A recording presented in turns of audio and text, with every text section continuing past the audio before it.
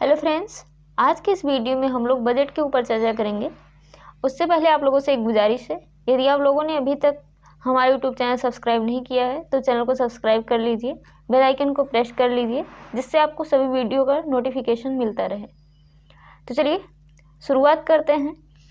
देखिए, बजट जो है हमारा 1 फरवरी 2023 को वित्त मंत्री निर्मला सीतारमण ने पारित कर दिया। ये अमृतकाल का पहला बजट था। ये जो बजट था ये अमृतकाल का पहला बजट था। अब हम लोग को जानना होगा कि अमृतकाल जो है इसकी अवधि क्या हो है। तो अमृतकाल की जो अवधि है वो होती है 25 वर्ष। अमृतकाल की जो अवधि होती है वो 25 वर्ष होती है। ये 2022 में अमृतकाल शुरू हुआ था। जो हमारा अमृतकाल है ये 2022 में शुरू हुआ था और 2047 में पूरा होगा। कब पूरा होगा? 2047 में पूरा होगा।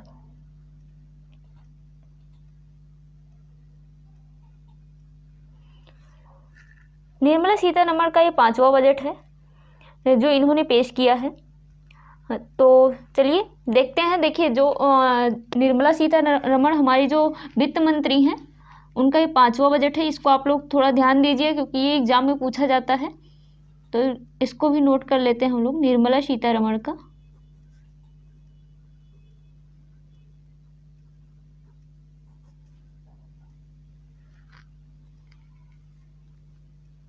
5वां बजट है।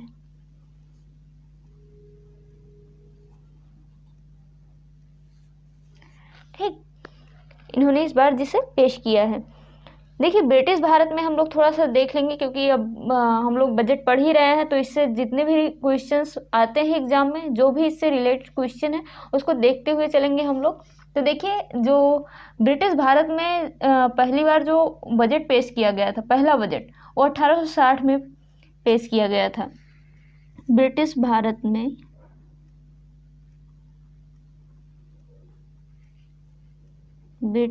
में पहला बजट,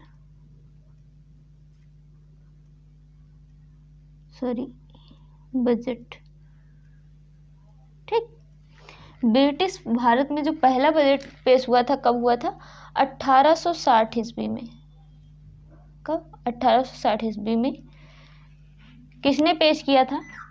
तो जेम्स विल्सन ने। ये बजट किसने पेश किया था? James Wilson.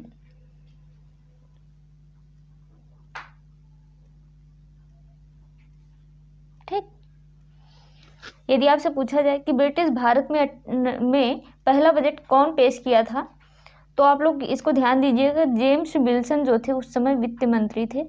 1860 में ये बजट पेश किया गया था। ठीक, अब नेक्स्ट पॉइंट हम लोग देखेंगे कि स्वतंत्र भारत। हमने ब्रिटिश भारत का देख लिया, अब स्वतंत्र भारत का अगर पहला बजट पूछ लिया जाए, यहीं अगर पूछ लिया जाए स्वतंत्र भारत का पहला बजट, तब हम लोग क्या करेंगे?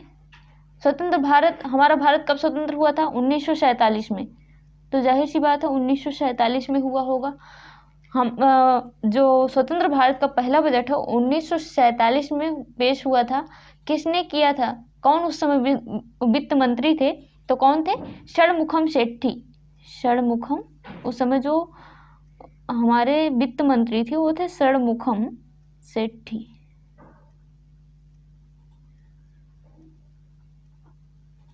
ठीक, ये क्या थे? वित्त मंत्री थे। जब हमारा देश आज़ाद हुआ, स्वतंत्र भारत का जो पहला बजट तैयार हुआ, बजट पेश हुआ, वो 1947 में हुआ। उस समय जो वित्त मंत्री थे जिन्होंने ये बजट पेश किया वो थे षणमुखम सेठी।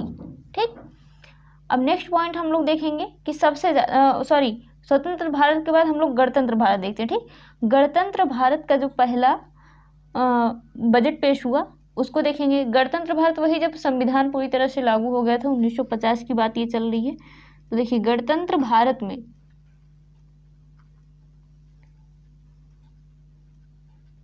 गणतंत्र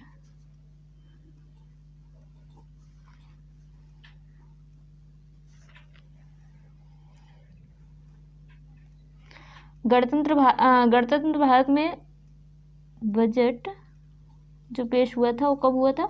1950 ईस्वी में। ठीक, 1950 में गणतंत्र भारत का बजट जो है वो पेश किया गया था। उस समय जो वित्त मंत्री थे कौन थे? उस समय के वित्त मंत्री कौन थे?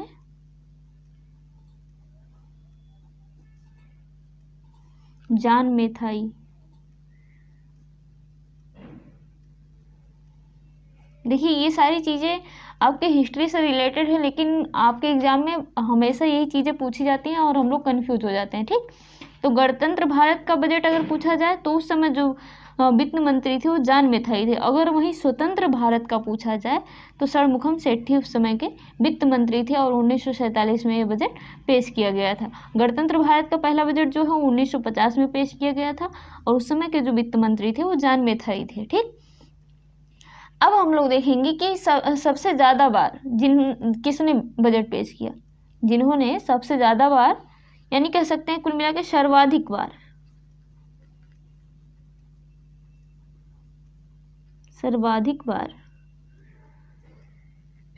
तो सर्वाधिक बार जो बजट पेश किए वो कौन थे? मोरारजी देसाई।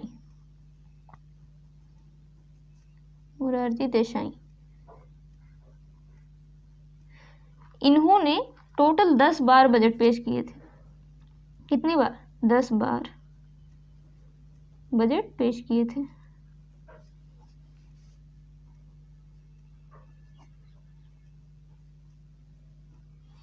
ठीक, अब इसके बाद हम लोग देखेंगे, ये तो था स्वतंत्र भारत का पहला हो गया, ब्रिटिश भारत का पहला बजट हो गया, गणतंत्र भारत का पहला बजट देख लिया हमने, और सर्वाधिक बार किसने बजट पेश किया।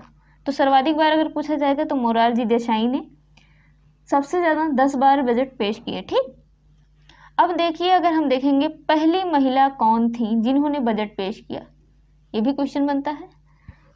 तो पहली महिला जो थी वो थी इंदिरा गांधी। पहली महिला जो थी वो कौन थी? इंदिरा गांधी।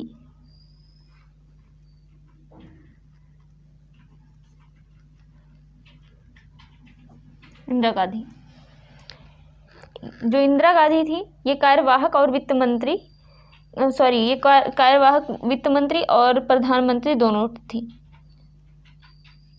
कार्यवाहक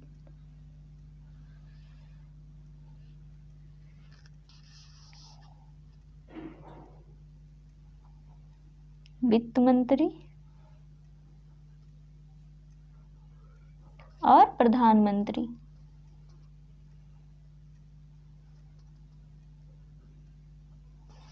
ये दोनों थी। ठीक, पहली पूर्णकालिक और सर्वाधिक बार बजट पेश करने वाली जो महिला है वो निर्मला सीतारमण है, क्योंकि इस बार जो बजट पेश हुआ ये पूर्णकालिक बजट है। ठीक, तो पहली पूर्णकालिक, अगर पूछा जाए आपसे एग्जाम में कि पहली पूर्णकालिक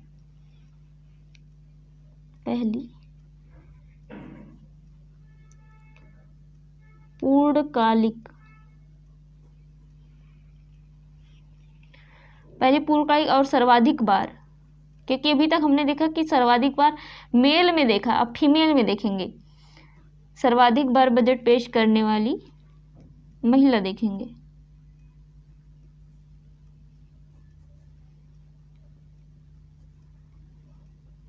बजट पेश करने वाली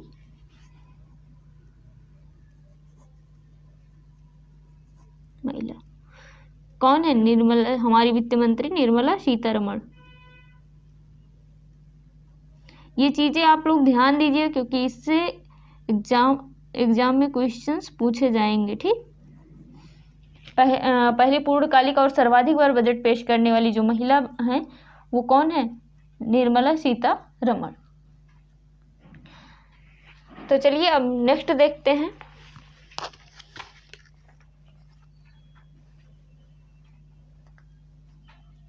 देखिए आज़ादी के पहले और 75वें साल में दुनिया ने भारतीय अर्थव्यवस्था को एक चमकता हुआ सितारा माना है। नेक्स्ट पॉइंट हम लोग देख रहे हैं आज़ादी के पहले 75वें साल में दुनिया ने भारतीय अर्थव्यवस्था को एक चमकता सितारा माना है। किसको? इंडियन इकोनॉमी को। ठीक, क्या माना है? चमकता सितारा। चालू वर्ष का हमारा आर्थिक विकास दर 7% पर होने का अनुमान लगाया गया है। यानी पूरे वर्ल्ड की जो प्रमुख अर्थव्यवस्था है उसमें सबसे तेज़ी से बढ़ती हुई अर्थव्यवस्था हम कह सकते हैं इंडिया की है, और इसमें चालू वर्ष का जो हमारा आर्थिक विकास दर है वो 7% होने का अनुमान लगाया गया है। इसके बाद नेक्स्ट पॉइंट है, पीएम गरीब कल्याण योजना के अंतर्गत अगले 1 वर्ष के लिए सभी अंत्योदय और प्राथमिकता प्राप्त परिवारों को मुफ्त खाद्यान्न की आपूर्ति करने की योजना 1 जनवरी 2023 से लागू हो चुकी है। यानी जो पीएम गरीब कल्याण अन्न योजना था उसको पुनः लागू कर दिया गया है। कब से? 1 जनवरी 2023 से। ठीक, अब नेक्स्ट पॉइंट हम लोग देखेंगे। नेक्स्ट पॉइंट है, कोविड-19 के दौरान 80 करोड़ से ज़्यादा यानी 80 करोड़ से अधिक लोगों के लिए 28 महीने तक मुफ्त खाद्यान्न दिया गया था। ठीक, इसकी व्यवस्था की गई थी। अब हम लोग देखिए जो इस बार का बजट है इसका 2014 से तुलना करते हुए 2023 का जो बजट है उसको 2014 से तुलना करते हुए निर्मला सीतारमण ने जो बयान दिए हैं उसको हम लोग थोड़ा सा देख लेंगे।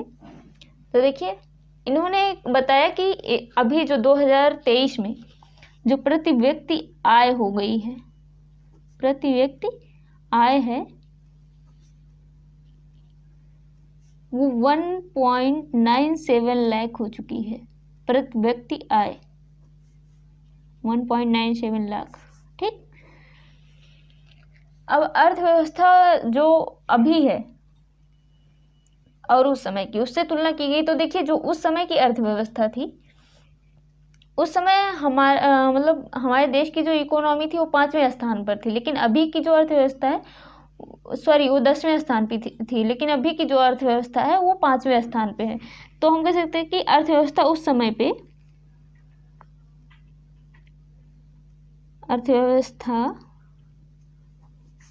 समय पे कितने स्थान पे थी? 10वें स्थान पे थी। कब? 2014 में 10वें स्थान पर थी, और वही अभी 2023 में कहाँ पे है? 5वें स्थान पर है।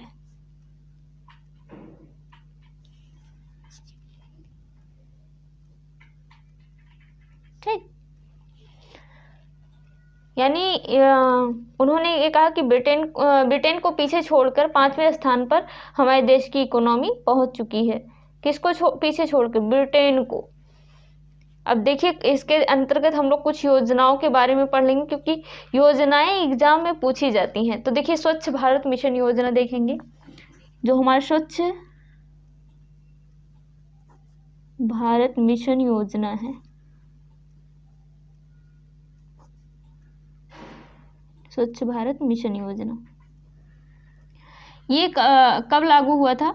ये वैसे लागू जो हुआ था इसे संचालित कब किया गया? तो इसे संचालित जो किया गया, इस योजना को जो संचालित किया गया वो 2019 में किया गया। कब किया गया? 2 अक्टूबर 2019 में। ठीक, संचालित किया गया। अब इसके बाद नेक्स्ट हम लोग देखेंगे उज्ज्वला योजना। उज्ज्वला योजना कब लागू हुआ? उज्ज्वला योजना, तो देखिए उज्ज्वला योजना जो था वो 1 मई 2016 को लागू हुआ। इसका उद्देश्य आप लोग जान रहे होंगे। उज्ज्वला योजना का जो उद्देश्य था, इसका उद्देश्य क्या था? LPG connection, LPG gas connection.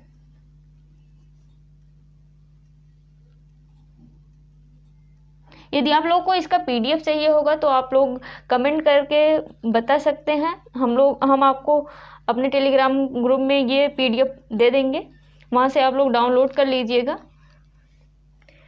तो चलिए नेक्स्ट देखते हैं, पीएम जनधन योजना। आप लोगों ने देखा होगा कि पीएम जनधन योजना के तहत बहुत सारे लोगों ने ज़ीरो बैलेंस अकाउंट खुलवाया था। तो इसका जो उद्देश्य था वो ज़ीरो बैलेंस अकाउंट वाला वही है। ये कब लागू हुआ था? पीएम जनधन योजना, इसे भी नोट करते चलते हैं। पीएम जनधन योजना,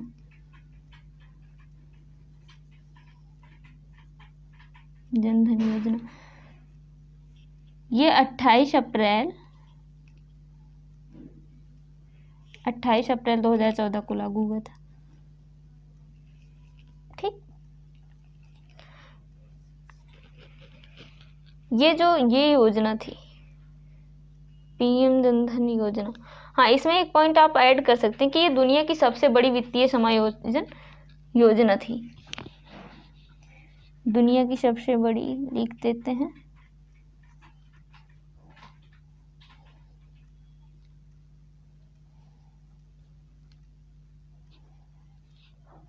दुनिया की सबसे बड़ी वित्तीय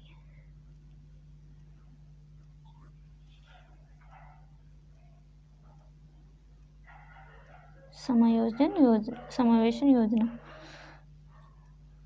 तो ये कुछ योजनाएं थी जिनके बारे में हमने बताया।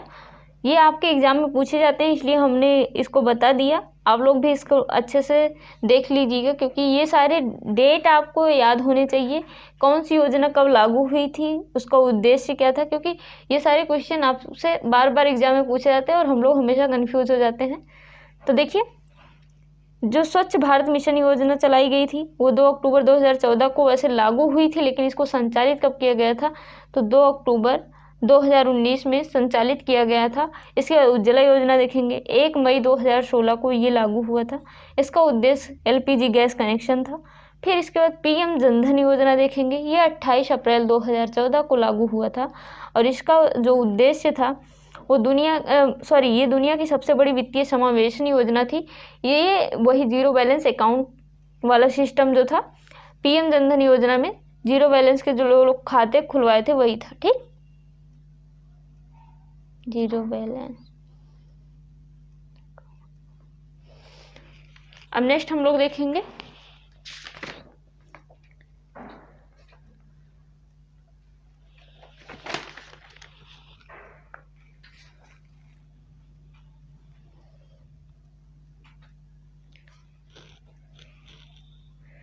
देखिए, इसमें हम लोग देखेंगे अमृत काल के विजन को हासिल करने के लिए 3 चीज़ों पर ध्यान दिया जाएगा।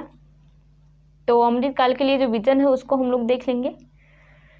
अमृत काल के लिए जो विजन है वो है युवा वर्ग पर विशेष ध्यान देते हुए नागरिकों के लिए अवसर दिया जाएगा, रोजगार सृजन में वृद्धि होगी, सुदृढ़ और स्थिर बृहत आर्थिक वातावरण।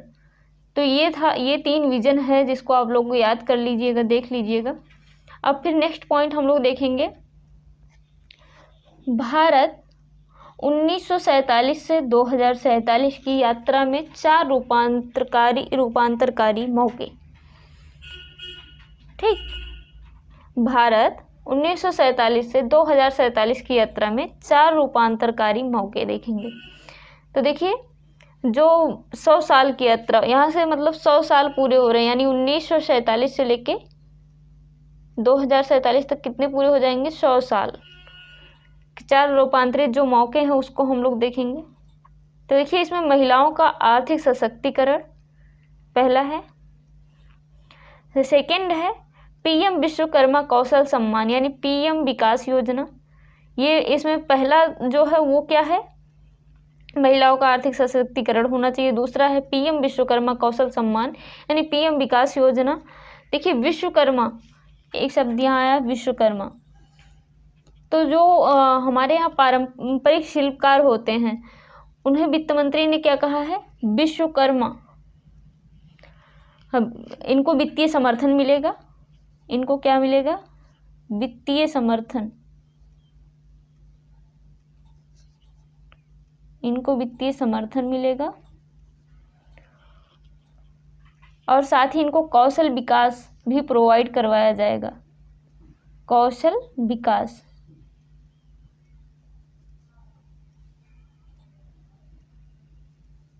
इनको क्या किया जाएगा? कौशल विकास प्रोवाइड किया जाएगा, जिसे कहते हैं इंग्लिश में स्किल ट्रेनिंग। तो इनको कौशल विकास भी प्रोवाइड किया जाएगा। इसके बाद इनके लिए एक बाजार की व्यवस्था होगी, यानी इनके प्रोडक्ट जो हैं बाजार, इनके जो भी प्रोडक्ट रहेंगे उसके लिए बाजार प्रोवाइड किया जाएगा ताकि ये अपने सामानों को बेच सकें अब, ठीक। इसके बाद इनके लिए डिजिटल साक्षरता भी प्रोवाइड करवाई जाएगी, यही लिख देते हैं डिजिटल साक्षरता। तो जो हमारे वित्त मंत्री हैं निर्मला सीतारमण ने, उन्होंने क्या कहा है कि जो पारंपरिक शिल्पकार हैं उनको क्या कहा है, विश्वकर्मा, इनको क्या प्रोवाइड करवाया जाएगा, वित्तीय समर्थन दिया जाएगा, नंबर 1। और दूसरा कौशल विकास, यानी इनको स्किल ट्रेनिंग प्रोवाइड करवाई जाएगी, इनके प्रोडक्ट आसानी से बिक सकें इसके लिए बाजार की व्यवस्था करवाई जाएगी, डिजिटल रूप से इनको साक्षर किया जाएगा। तो ये सब कुछ था पीएम विश्वकर्मा कौशल सम्मान यानी पीएम विकास योजना के अंतर्गत। फिर नेक्स्ट पॉइंट है पर्यटन और लास्ट है हरित विकास। लास्ट क्या है, हरित विकास। अब देखिए हरित विकास है तो हरित विकास में थोड़ा सा हम लोग देख लेंगे। हरित विकास के अंतर्गत आता है हरित खेती, हरित खेती कह लें, हरित ऊर्जा, हरित भवन, हरित ऊर्जा और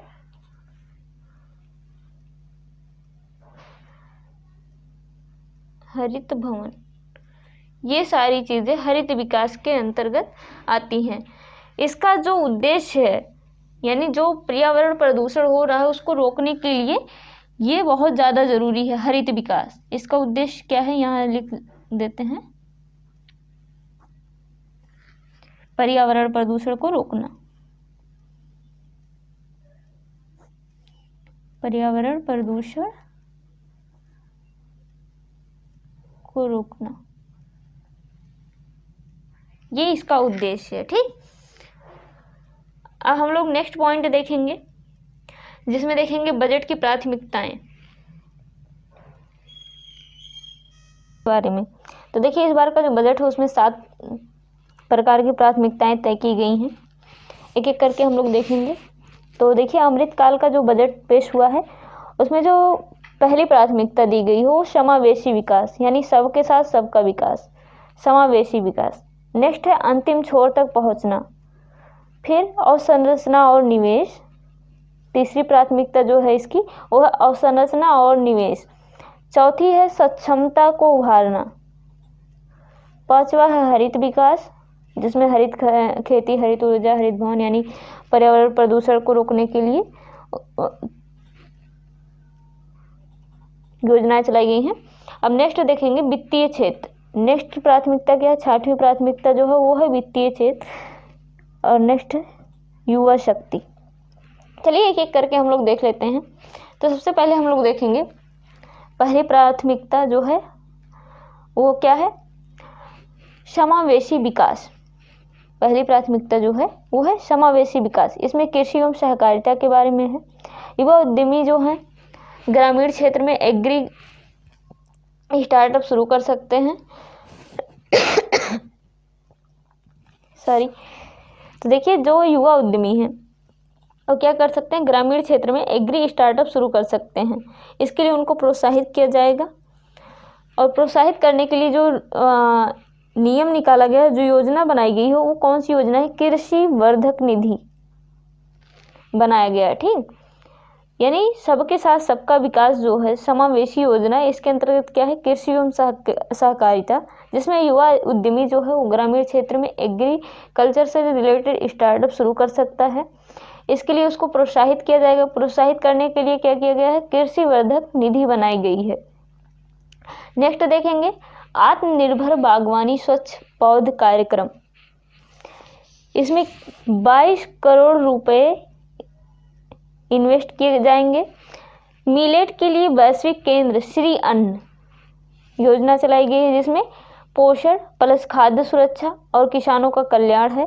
देखिए जो ज्वार रागी बाजरा कुटकी शामा, ज्वार रागी बाजरा कुटकी शामा, ये सारी चीज़ें जो हैं इसमें ये भारत में सबसे तेज़ी से उत्पादकता इनकी होती है। तो भारत में सबसे बड़ा उत्पादक जो है ज्वार, रागी, बाजरा, कुटकी का ये है, और सबसे बड़ा निर्यातक भी है भारत। ठीक, दूसरे नंबर का जो है सबसे बड़ा निर्यातक जो है वो भारत है, और यहाँ दूसरे नंबर पे लिख लीजिएगा, सबसे ज़्यादा नहीं है, दूसरे नंबर का। ठीक, दूसरे नंबर पे जो सबसे बड़ा निर्यातक है ज्वार, रागी, बाजरा का, वो भारत निर्यात करता है सबसे ज़्यादा मात्रा में, और भारत ही इसका सबसे बड़ा उत्पादक है। फिर नेक्स्ट पॉइंट है, भारतीय बाजरा अनुसंधान संस्थान हैदराबाद को उत्कृष्टता केंद्र बनाया जाएगा। इसके लिए देखिए क्या किया जाएगा, उत्कृष्टता केंद्र बनाया जाएगा। किसे? हैदराबाद को उत्कृष्टता केंद्र बनाया जाएगा, भारतीय बाजरा अनुसंधान संस्थान हैदराबाद को। ठीक, नेक्स्ट पॉइंट हम लोग देखेंगे 20 लाख करोड़ कृषि। देखिए आत्मनिर्भर बागवानी का मतलब ये होता है हार्टिकल्चर। यहाँ थोड़ा सा आप लोग देख लीजिएगा, इसका मतलब होता है हार्टिकल्चर।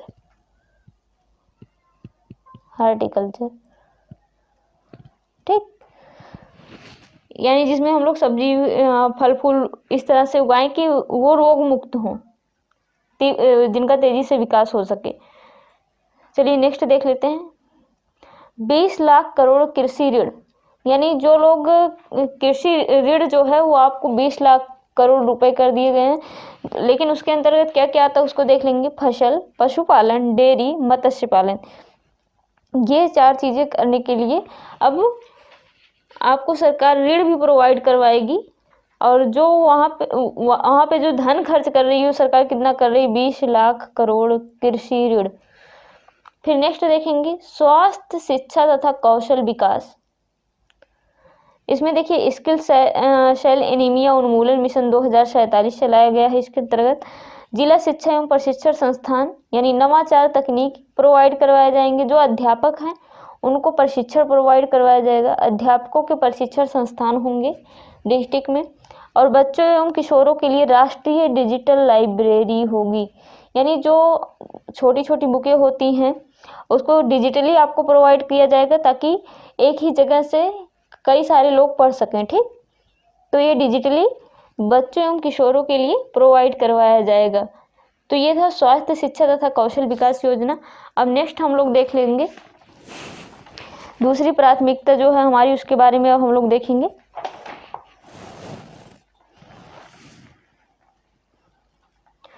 तो दूसरी प्राथमिकता जो है अंतिम छोर एवं व्यक्ति तक पहुंचना।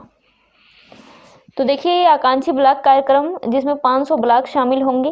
पहले होता था कि ये डिस्ट्रिक्ट में होता था, अब ये ब्लॉक में है कि आकांक्षी ब्लॉक कार्यक्रम, जिसमें स्वास्थ्य, शिक्षा, पोषण, कृषि इन सब के आधारभूत संरचनाएं रखी जाएंगी। फिर नेक्स्ट देखेंगे इसमें प्रधानमंत्री पीवीटीजी विकास मिशन।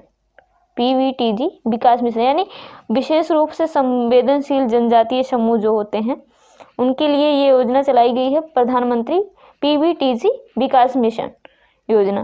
पीवीटीजी की जो संख्या भारत में वो 75 है। सर्वाधिक जो ये है वो उड़ीसा के अंदर मिलते हैं। ठीक, देखिए 1973 में एक पॉइंट आप लोग यहाँ से नोट कर लीजिएगा, 1973 में ढेबर आयोग ने इनको अलग ग्रुप के रूप में नॉमिनेट किया था। किसको? 1973 में ढेबर आयोग ने इनको एक अलग ग्रुप के रूप में नॉमिनेट किया था पीवीटीजी को। ठीक, इसके अंतर्गत आदिम जनजाति, इसके अंतर्गत कौन आते हैं? आदिम जनजाति जिन्हें शिकार करना और लिखना नहीं आता है। इसके अंतर्गत कौन आते हैं? वे जनजाति जिनको आदिम जनजाति जिनको लिखना और शिकार करना दोनों नहीं आता है। ठीक, अब हम लोग नेक्स्ट पॉइंट देखेंगे ऊपरी भद्रा योजना। प्राथमिकता 2 के अंतर्गत ये भी है ऊपरी भद्रा योजना।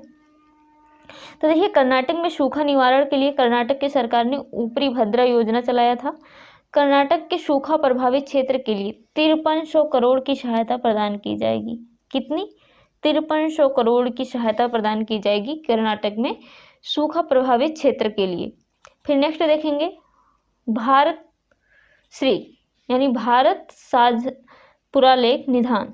इसके अंतर्गत 1 लाख जो प्राचीन पुरालेख हैं उसका डिजिटलीकरण होगा। यानी जो भारत श्री या भारत साझा पुरालेख निधान योजना है, इसके अंतर्गत क्या होगा कि इसके अंतर्गत जो प्राचीन पुरालेख हैं उनका 1 लाख लगभग जो प्राचीन पुरालेख हैं उनका क्या होगा, डिजिटलीकरण होगा, ताकि वो चीज़ें भविष्य में भी हमको आसानी से मिल सकें। अभी तो हम लोग के पास मिल जाती हैं आसानी से, लेकिन बाद में भी उनको आसानी से प्रोवाइड हो जाएं, इसलिए इसका भी डिजिटलीकरण होगा। अब नेक्स्ट हम लोग देखेंगे तीसरी प्राथमिकता जो है अवसंरचना एवं निवेश। ठीक, अवसंरचना तथा निवेश तीसरी प्राथमिकता हमारी है। इसके अंतर्गत पूंजीगत निवेश परिव्यय में लगातार तीसरे वर्ष 33% की तीव्र वृद्धि करके 10 लाख करोड़ रुपए किए जा रहे हैं और जीडीपी का 3.3% होगा। यानी पूंजीगत निवेश जो है उन परिव्यय में लगातार तीसरे वर्ष 33% की तीव्र वृद्धि करके इसमें 10 लाख करोड़ रुपए को और ऐड किया जा रहा है, जो जीडीपी का 3.3% होगा। अब नेक्स्ट पॉइंट देखेंगे, प्रभावी पूंजीगत व्यय 13.7 लाख करोड़ होगा, जो जीडीपी का 4.5% होगा। हालांकि हो या ना हो, लेकिन ये माना गया है, अनुमान लगाया गया कि 4.5% होगा। अब नेक्स्ट हम लोग देखेंगे, देखिए रेलवे, हाँ रेलवे के लिए इन्होंने क्या किया है, रेलवे के लिए 2.40 लाख करोड़ रुपए परिव्यय किया गया है। शहरी अवसंरचना विकास निधि योजना स्थापित की जाएगी इसमें, और राष्ट्रीय आवास बैंक इसका प्रबंधन करेगा। इसका प्रबंधन कौन करेगा, राष्ट्रीय आवास बैंक जो है इसका प्रबंधन करेगा। अब चौथी प्राथमिकता हम लोग देखेंगे। चौथी प्राथमिकता जो है वो है सक्षमता को सामने लाना। सक्षमता को सामने लाना, इसमें है आई गाट कर्मयोगी मिशन। आई गाट कर्मयोगी मिशन, मिशन कर्मयोगी आप लोगों ने सुना है होगा। मिशन कर्मयोगी ये प्रशासन के लिए किया जाएगा। जो सिविल सेवक होते हैं वो पारदर्शी हो सकें, वो जवाबदेही बन सकें, इसके लिए उनको भी अलग से ट्रेनिंग दी जाएगी। यानी सिविल सेवकों के लिए ऑनलाइन प्रशिक्षण हेतु ये आई गाट कर्मयोगी मिशन चालू किया जाएगा। कृत्रिम बुद्धिमत्ता के लिए 3 उत्कृष्टता केंद्र की स्थापना, यानी एआई मशीन मानव मस्तिष्क जो कि रोबोट की तरह काम करता है, ये एआई बेस्ड पे काम करता है। जैसे हम लोग गूगल पे कुछ भी सर्च करते हैं तो वो चीज़ें हमको हमारे फ़ोन में और सारे एप्लीकेशन जब हम ओपन करते हैं सोशल मीडिया तो उस पर दिखने लगती है, तो ये एआई बेस्ड पे काम करता है। तो कृत्रिम बुद्धिमत्ता जो है उसकी उत्कृष्टता के लिए 3 उत्कृष्टता केंद्र की स्थापना की जाएगी। फिर नेक्स्ट पॉइंट देखेंगे, कारगर न्याय प्रशासन के लिए 7,000 करोड़ के व्यय से ई न्यायालय परियोजना। नेक्स्ट हम लोग देखेंगे, नेक्स्ट जो है 5G सेवा आधारित एप्लीकेशन के विकास के लिए 500 प्रयोगशालाओं का निर्माण किया जाएगा। 100 प्रयोगशालाओं का निर्माण किया जाएगा 5G सेवा आधारित एप्लीकेशन के लिए। 5G कब लागू हुआ था ये आप लोग बताइए कमेंट करके। तो 5G सेवा आधारित एप्लीकेशन के विकास के लिए 100 प्रयोगशालाओं का निर्माण जो है ये किया जाएगा। अब पांचवी प्राथमिकता हम लोग देख लेंगे। तो पांचवी प्राथमिकता जो है वो है हरित विकास। हरित विकास अभी हमने देखा था ना कि हरित विकास के अंतर्गत हरित खेती, हरित ऊर्जा, हरित भवन यानी पर्यावरण प्रदूषण को रोकने के लिए ये योजना लाई गई है। तो देखिए इसमें मिशन लाइफ यानी life style for environment, PM Narendra Modi इसको वो सबसे पहले गुजरात में लागू किए थे। कहाँ पे? गुजरात में लागू किए थे। फिर पंचामृत योजना, पंचामृत योजना COP26 ग्लासगो के अंदर ये हुआ था, ये आप लोग को पता होगा। 2070 निवल शून्य कार्बन उत्सर्जन। फिर हरित हाइड्रोजन मिशन है जो कि 2030 तक पूरा होना है। इसमें 19,700 करोड़ रुपए जो है वे किए जाएंगे। 5 मीट्रिक मिलियन टन वार्षिक उत्पादन का अनुमान लगाया गया है। यानी ये पूरी तरह से क्या है, पर्यावरण प्रदूषण को रोकने के लिए अपना ये मिशन चलाया जा रहा है। और हाइड्रोजन जो है वो अधिक मात्रा में उसका उत्पादन हो, उसके लिए हरित हाइड्रोजन मिशन भी चलाया जाएगा। ठीक, अब हम लोग नेक्स्ट पॉइंट देख लेंगे। सॉरी, ये दिख नहीं रहा था शायद आप लोग को, तो इसको आप लोग देख लीजिए, हरित हाइड्रोजन मिशन योजना। अब नेक्स्ट पॉइंट हम लोग देखेंगे, तो नेक्स्ट पॉइंट जो है उसमें देखेंगे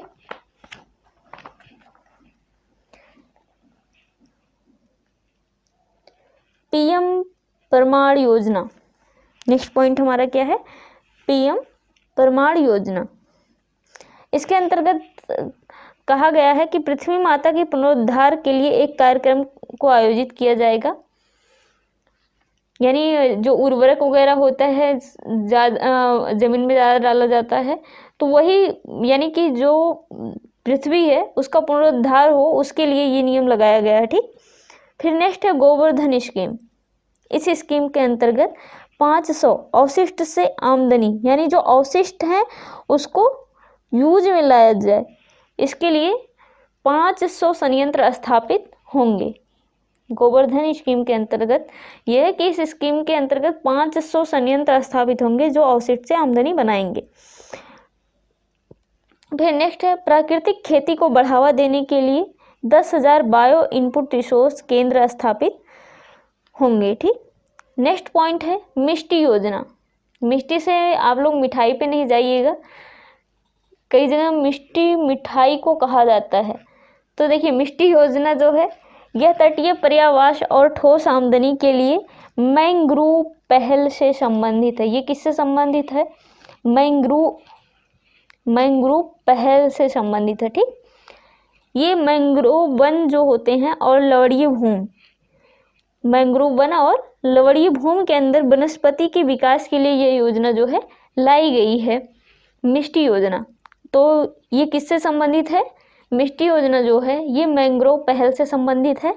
मैंग्रोव वन एवं लवणीय भूमि के अंदर वनस्पति के विकास के लिए यह योजना जो है लाई गई है। नेक्स्ट देखेंगे हम लोग अमृत धरोहर योजना।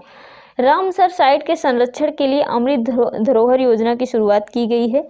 किसके लिए? रामसर साइट के लिए। देखिए, सर्वाधिक रामसर साइट्स जो मिलते हैं वो तमिलनाडु में मिलते हैं। टोटल रामसर साइट की बात करें तो 75 हैं। यदि आप लोग को रामसर साइट के बारे में वीडियो चाहिए होगा तो आप लोग ज़्यादा से ज़्यादा कमेंट करिएगा। यदि ज़्यादा कमेंट आएंगे तो हम उस पर एक फुल डिटेल में वीडियो बनाएंगे। तो चलिए नेक्स्ट पॉइंट देखते हैं। नेक्स्ट है 6वीं प्राथमिकता युवा शक्ति। इसके तहत प्रधानमंत्री कौशल विकास योजना 4.0 की शुरुआत होने वाली है, जिसमें 30 स्किल इंडिया इंटरनेशनल सेंटर, यानी जिसमें क्या क्या चीज़ें होंगी? AI यानी artificial intelligence, robotics, 3D drone, इन सब चीज़ों के बारे में आपको ट्रेनिंग दी जाएगी। युवाओं के लिए ये किया जा रहा है। ठीक, इस योजना की शुरुआत जो है युवा शक्ति के लिए की गई है कि 30 स्किल्स इंडिया इंटरनेशनल सेंटर्स होंगे, जिसमें AI, रोबोटिक्स, 3D ड्रोन, ये सारी टेक्नोलॉजी के बारे में बताया जाएगा। तो चलिए नेक्स्ट देखते हैं हम लोग। नेक्स्ट पॉइंट है देखो अपना देश। देखो अपना देश। तो देखिए, कुछ मध्यम वर्गीय जो लोग थे उनका कहना ये था कि हम लोग क्यों नहीं दूसरा देश देख सकते, हम लोग को भी दूसरा देश घूमना चाहिए, मलेशिया, US, अमेरिका, ऑस्ट्रेलिया, यहाँ सब जाना चाहिए। तो उसके लिए प्रधानमंत्री नरेंद्र मोदी ने कहा कि नहीं, काहे बाहर देखोगे, अपना देश देखो, देखो अपना देश। ये योजना चलाई गई है कि विदेश की जगह आप अपना देश देखो। वाइब्रेंट विलेज प्रोग्राम, यानी सीमावर्ती एरिया में यह प्रोग्राम लागू किया जाएगा। और इसमें यूनिटी मॉल आप देखेंगे। तो देखो अपना देश के अंतर्गत क्या है कि आप दूसरे देश को ना देख करके अपना देश देखें। और ये जो है इसमें एक है वाइब्रेंट विलेज प्रोग्राम, ये जो सीमावर्ती एरियाज हैं वहाँ पे ये प्रोग्राम जो है लागू किया जाएगा। फिर हम लोग 7वीं और अंतिम प्राथमिकता देखेंगे जो वित्तीय क्षेत्र से रिलेटेड है। 7वीं प्राथमिकता क्या है? वित्तीय क्षेत्र है।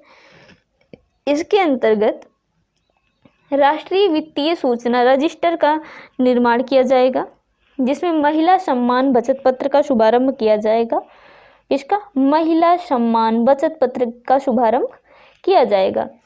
इसमें आप लोगों ने देखा होगा, न्यूज़ में भी चल रहा था कि 2 वर्ष के लिए महिलाएं जो बचत करेंगी वो अपने बैंक अकाउंट में 2 लाख तक जमा कर सकती हैं। ये कब तक रहेगा? 2 साल के लिए है, यानी 2025 तक है। और इसमें जो ब्याज दर है 7.5% ब्याज दर रहेगा। और वरिष्ठ, यहीं पे देखेंगे वरिष्ठ नागरिकों के लिए बचत योजना जो है वो मैक्सिमम लिमिट पहले थी 15 लाख थी। पहले कितनी थी? 15 लाख, लेकिन अभी कितनी कर दी गई है? बढ़ाकर 30 लाख जमा कर, माने 30 लाख तक ये लोग जमा कर सकते हैं। अब हम लोग नेक्स्ट देखेंगे राजकोषीय प्रबंधन। इसमें राज्यों का जो राजकोषीय घाटा होता है GSDP वो 3.5% ही हो सकता है, और इलेक्ट्रिसिटी का इन्होंने कहा है कि 0.5% ही हो सकता है। अब व्यक्तिगत आयकर देखें तो रिबेट की छूट, जो रिबेट की छूट है वो 5 लाख रुपए से करके कितनी कर दी गई है? 7 लाख रुपए कर दी गई है। यानी यदि आप रिबेट की छूट पे यदि आप 5 लाख रुपए से अधिक यानी 7 लाख रुपए तक भी कमा रहे तो भी आपको कोई कर नहीं देना होगा। ठीक, अब यहाँ लास्ट एक क्वेश्चन पूछा जाता है कि दिमाग में हम लोग क्या आता है कि ये रुपया आता कहाँ से है और रुपया जाता कहाँ पे है। तो देखिए रुपया कहाँ से आता है? सबसे ज़्यादा जो रुपया आता है वो लोन से आता है, यानी कह सकते हैं कि मार्केट की उधारी से आता है, मार्केट की उधारी से आता है। और जाता भी यहीं पे है, क्योंकि यहाँ पे इनको ब्याज देना होता है, ब्याज का भुगतान करना होता है सरकार को। तो ये कहाँ जाता है सबसे ज़्यादा रुपया? ब्याज की भुगतान, क्योंकि हम लोग टैक्स भरते हैं और सारी चीज़ें GST सब कुछ मिला के सबसे ज़्यादा जो पैसा व्यय होता है वो कहाँ पे होता है? ब्याज भुगतान में। और सबसे ज़्यादा पैसा जो आता है वो भी लोन से यानी उधारी से आता है। तो ये था 2023-24 का बजट जिसके बारे में हमने देखा। तो आज की वीडियो में बस इतना ही, मिलते हैं नेक्स्ट वीडियो में। तब तक के लिए यदि आप लोगों ने हमारा चैनल सब्सक्राइब नहीं किया है तो सब्सक्राइब कर लें और बेल आइकन को प्रेस कर लें। मिलते हैं नेक्स्ट वीडियो में, धन्यवाद।